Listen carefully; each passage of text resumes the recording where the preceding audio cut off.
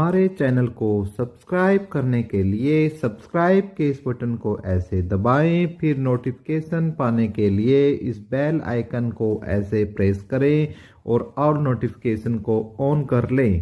धन्यवाद साथियों, एक बार फिर आपका एफिक एजू चैनल पर हम स्वागत करते हैं और उम्मीद करते हैं कि आप और आपका परिवार एकदम स्वस्थ होगा, मस्त होगा, बिंदास होगा। तो भाई इन्हीं वाक्यों के साथ हम जो अपनी वीडियो उसको स्टार्ट करते हैं। एक तो हरियाणा स्टाफ सिलेक्शन कमीशन भाई अपनी मनमानी कर रहा है या पॉलिसी को फॉलो कर रहा है, उस पर विचार करेंगे इस वीडियो में, उस पर बात करेंगे। और कुछ बच्चे ऐसे हैं जिनके अच्छे अंक होने के बावजूद मेन लिस्ट में नाम नहीं आया, वो बहुत ज़्यादा परेशान हैं, उनकी बातों पर विचार करेंगे। उनके लगातार मैसेज आ रही हैं, ठीक है। उसके बाद कैंडिडेट्स ने जो कोर्ट का है वो रुक किया है, उस पर बात करेंगे। प्रिंट मीडिया में क्या छपा है उस पर बात करेंगे। सीट क्वालिफाई नेचर पर बात करेंगे और ओबीसी मामले पर भी हम आयोग की जो मनमानी है, किस तरीके से आयोग अपनी मनमानी करना चाहता है, उस पर हम लगातार इस पर आपके साथ विचार विमर्श करेंगे। ये आपकी हेडलाइंस रहेगी, तो वीडियो को पूरा आपको देखना है, वीडियो पर बने रहना है हर चीज़ को समझने के लिए। दूसरा, चैनल को यदि आपने अब तक सब्सक्राइब नहीं किया तो चैनल को सब्सक्राइब कर लो, जो बिल्कुल फ्री ऑफ कॉस्ट है। दूसरा भाई, टेलीग्राम के ऊपर भी अपना ग्रुप बन गया है, वहाँ पे आपको छोटी मोटी जो भी अपडेट है वो सबसे पहले वहीं पर दी जाती है। तो टेलीग्राम का जो लिंक है वो डिस्क्रिप्शन में दे दिया है, ज्वाइन जरूर करें। तो भाई एक जो अपडेट आई है आज, आप देख सकते हो, थोड़ी सी मैं आपको बड़ी करके दिखाने की कोशिश करता हूँ कि भाई क्या अपडेट हमारी आज आई है। ठीक है, अपडेट आई है ये, ठीक है। थोड़ा सा नीचे कर लेता हूँ मैं कि हरियाणा सरकार को अपडेट ये है भाई, देख लीजिएगा अपडेट कि हरियाणा सरकार को सीटी पॉलिसी के कारण ग्रुप सी पदों की भर्तियों में अच्छे अंक लेने के बावजूद शॉर्ट लिस्ट नहीं होने से हजारों उम्मीदवार परेशान। तो भाई ये मैटर है जो मैंने आपको हाईलाइट कर दिया है। मेन मैटर ये है कि भाई जो पॉलिसी है भाई पॉलिसी की कर रही है, या जो हरियाणा स्टाफ सिलेक्शन कमीशन है वो अपनी मनमानी कर रहा है, इसी पर हम चर्चा करने वाले हैं। क्या पूरा मुद्दा है उस मुद्दे को समझने वाले हैं, हर चीज को अच्छे से विश्लेषण करने वाले हैं। किस तरीके से एक ही बच्चा बार बार, जो एक टॉपर बच्चा है वो बार बार क्या है उसी का नाम आ रहा है। उसके लिए तो क्या है भाई, जिसने इस सीटी परीक्षा में टॉप कर लिया है उस बच्चे के लिए तो आप ये लगाओ कि ये जो सीटी है ये एक प्रकार से स्वर्ग है। ठीक है, ये क्या है, स्वर्ग है उसके लिए तो। लेकिन जो बच्चे अच्छा नहीं कर पाए, जिनका स्कोर कम था, जिसमें सीट क्वालिफाई करके सबको मौका मिल सकता था, उसके लिए तो क्या है, ये किसी एक बुरे सपने से कम नहीं है।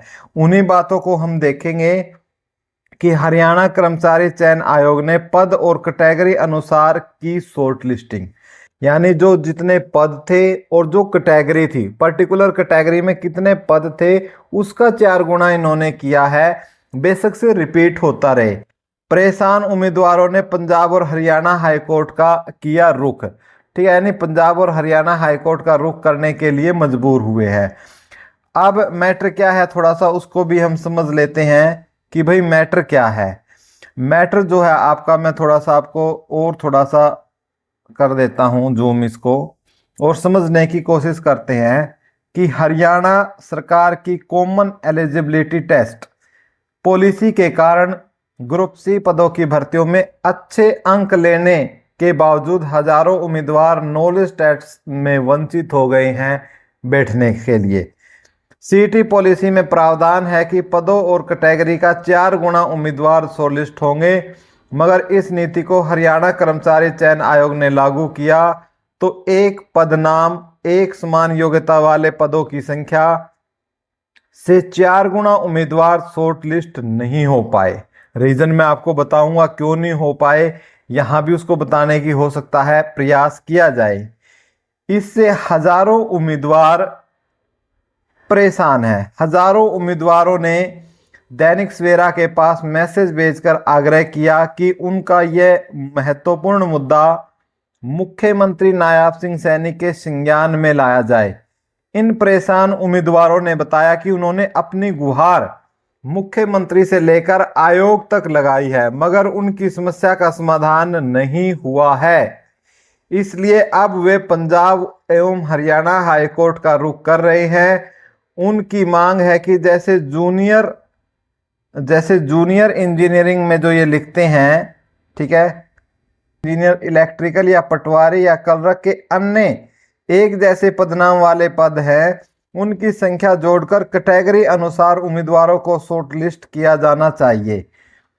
यानी ये कहते हैं कि जिनकी एक सार योग्यता है, जिनमें जैसे +2 है, 12th है, जिनमें 12th है उन्हीं को, ठीक है, इससे ज्यादा उम्मीदवार नॉलेज टेस्ट में भाग ले सकेंगे। तो भाई अब हम बीच में एक बात कर लेते हैं कि ये इस तरीके से बोल रहे हैं कि जो 12th पास है सभी का एक साथ लिया जाए, और इससे इनका ये चाह रहे हैं कि इससे ज्यादा बच्चों को फायदा होगा, ज्यादा बच्चों को फायदा होगा। यदि भाई ज्यादा बच्चों को ही फायदा करना है तो इसका तो एक और बेहतरीन तरीका है, वो तरीका है भाई सीट क्वालिफाई का।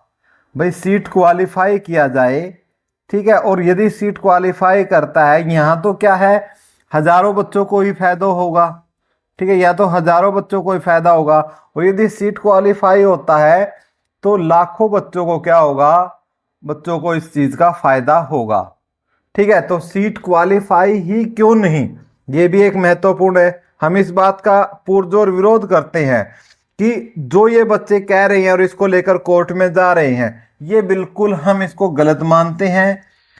हम सही मानते हैं तो वो ये मानते हैं कि सीटी को क्वालिफाई किया जाए और हजारों बच्चों को नहीं, फायदा ही देना है तो लाखों बच्चों को क्यों न दिया जाए। एक उम्मीद, हालांकि मुझे पता है जो टॉपर होंगे वही टॉपर होंगे, वही जॉब पाएंगे, लेकिन एक बार यदि एग्जाम में हम बैठ जाते हैं, बेशक से हमारे नंबर कम आए, लेकिन हमारा मन सेटिस्फाइड हो जाता है कि यार मैंने वो एग्जाम दे के देखा था और मेरा नहीं हो पाया।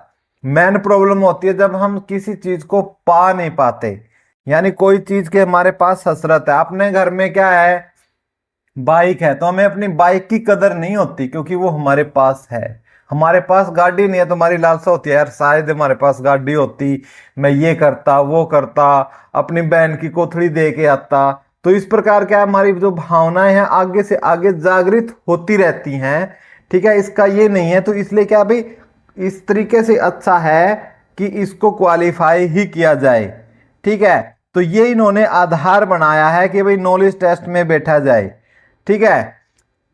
सारे मामले को जानने की कोशिश हम इसमें करते हैं। ये क्या है, ये बात और एक पढ़ लेते हैं कि जो हवाला जिन्होंने दिया है कि एक पद की संख्या जोड़कर शॉर्टलिस्ट किया जाना चाहिए था उम्मीदवार।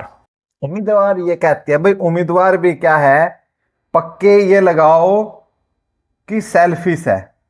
कुछ कल तक चिल्ला रहे थे सरकार के विरोध में, ठीक है, आज उनके पक्ष में कोई बात हुई तो आज वो यूट्यूब पर वीडियो बना कर ये बोलते हैं कि हम सरकार के साथ हैं, हम भर्ती पूरी करवाएंगे, ये करवाएंगे वो करवाएंगे, ठीक है। चलो मान लिया कि आपने कोई काम पास्ट में ठीक भी किया था, लेकिन अब जो भाई फायदा है, हजारों बच्चों को ही फायदा क्यों मिले, लाखों को क्यों नहीं मिले, सीट क्वालिफाई ही क्यों ना हो। तो इन उम्मीदवारों का क्या कहना, एक पदनाम वाले पदों की संख्या जोड़कर उम्मीदवारों को शॉर्टलिस्ट किया जाना चाहिए था।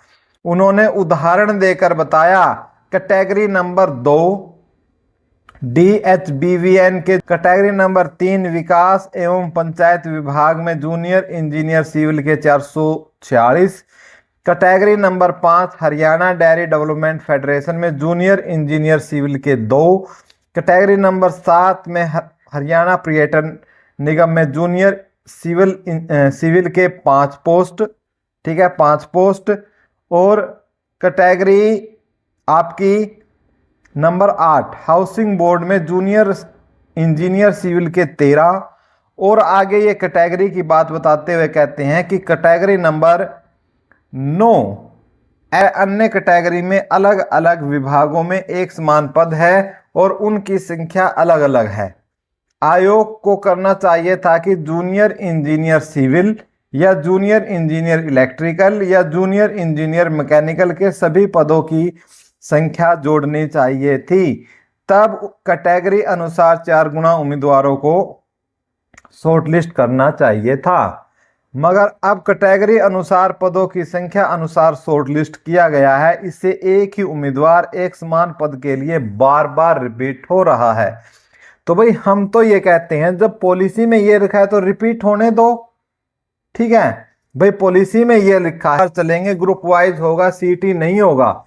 उस समय हमारे चैनल ने सीटी के लिए आवाज उठाई थी और हमने बोला था कि जो सीटी है उसको क्यों न क्वालिफाई नेचर कर दिया जाए।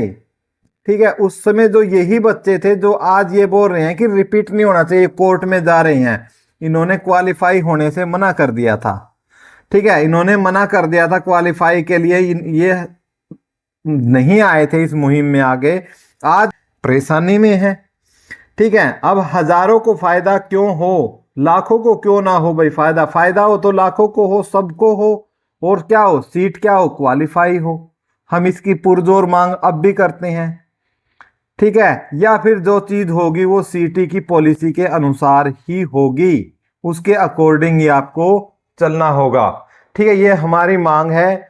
और भाई एक खास बात और है, उस पर भी जिक्र कर लेते हैं कि भाई हरियाणा पुलिस में जो बच्चे पीएमटी पीएसटी से बाहर हो गए, 5000 बच्चे जिनके ओल्ड सर्टिफिकेट थे बीसीए के और बीसीबी के, उनको कोर्ट ने प्रोविजनल तौर से उनको क्या है, अलाउ किया है। लेकिन हरियाणा स्टाफ सिलेक्शन कमीशन ने उसका पुरजोर क्या किया है, विरोध किया है।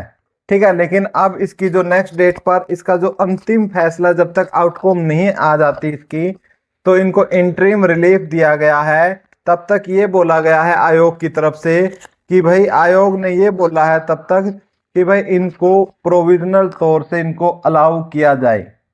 ठीक है, और इनका जो पीएमटी है और जो पीएसटी है वो लिया जाए। और उसके लिए कल ही फिर रात को आयोग ने एक नई लिस्ट जारी कर दी है।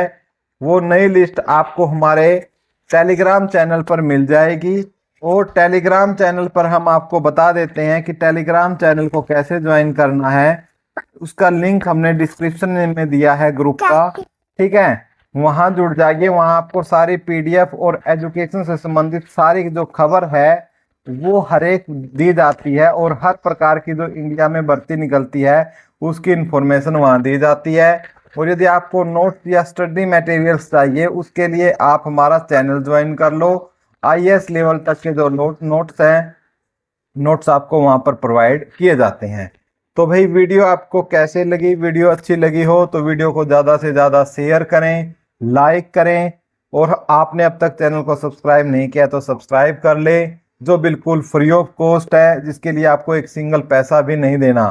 धन्यवाद साथियों, जय हिंद, जय